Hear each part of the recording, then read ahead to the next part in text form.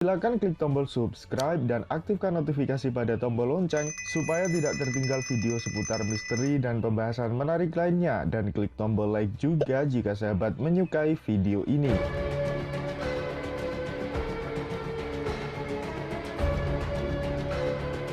Kali ini kami akan membahas mengenai tugas besar Arkhiti Rema setelah banjir besar yang disebabkan runtuhnya benua Atlantis dan sebagian benua Lemurian. Bagi kalian yang belum mengetahui, Arkhiti Rema adalah sosok yang sangat terkenal di Jawa yang sering disebut sebagai Semar dan Angling Dharma. Bahkan sangat banyak sekali bangsa jin yang mengaku-ngaku sebagai Eyang Semar.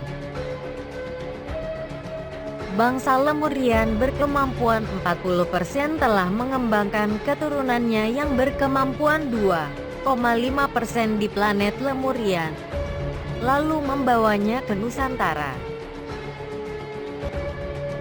Saat bangsa Lemurian meninggalkan planet Bumi, bangsa Lemurian telah terlebih dahulu mengembangkan keturunan Lemurian dengan penguasaan energi 2,5% untuk ditempatkan di Pulau Jawa.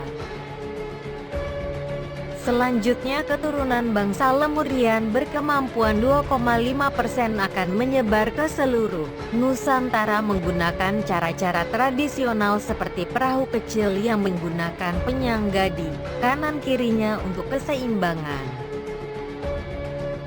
Menurut penjelasan sumber kami, Arkhiti Rema bertugas membina manusia untuk hidup lebih layak, terutama keturunan bangsa Lemurian kemampuan 2,5% yang didahulukan.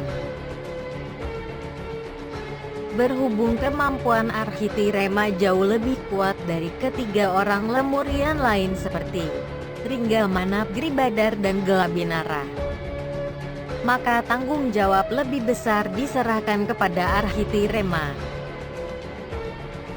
Arkhiti Rema mengajari bangsa Lemurian 2,5% cara bercocok tanam, sopan santun dalam berbahasa, berbudaya dengan baik, berniaga, membuat perahu, dan menangkap ikan dengan cara-cara yang tradisional. Pada awalnya, Arkhiti Rema berkeliling dunia untuk membenahi umat manusia. Yang pertama kali didatangi adalah bangsa Rama, yakni leluhur bangsa India. Bangsa Rama melepaskan diri dari Atlantis setelah banjir besar karena pimpinan mereka tewas. Sebagian besar penghuni Atlantis juga tewas.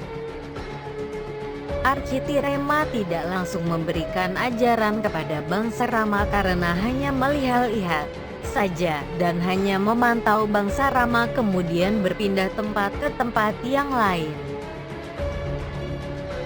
Arkhiti Rema ditugaskan mendahulukan bangsa Lemurian berkemampuan 2,5%. Maka Arkhiti Rema kembali ke Pulau Jawa dan mengajarkan mereka untuk menyembah Sang Maha Kuasa.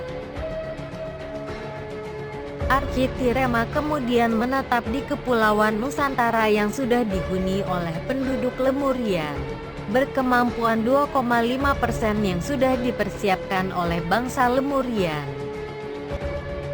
Keturunan bangsa Lemurian yang berkemampuan 2,5% ditempatkan di Pulau Jawa, jumlahnya ada ribuan, yakni ada yang laki-laki, perempuan, dan anak-anak dengan bahasa dasar mereka yaitu bahasa Sunda.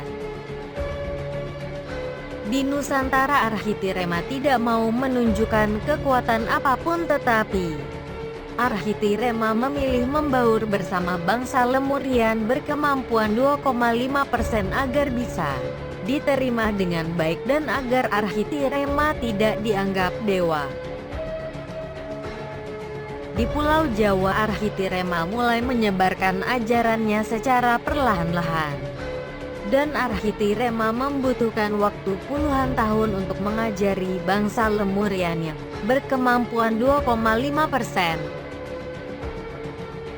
Setelah itu, Arkhiti Rema membawa sebagian dari bangsa Lemurian yang berada di Pulau Jawa untuk berpindah dan berekspansi ke daerah-daerah baru seperti ke Pulau Kalimantan, Sulawesi, Sumatera dan Papua.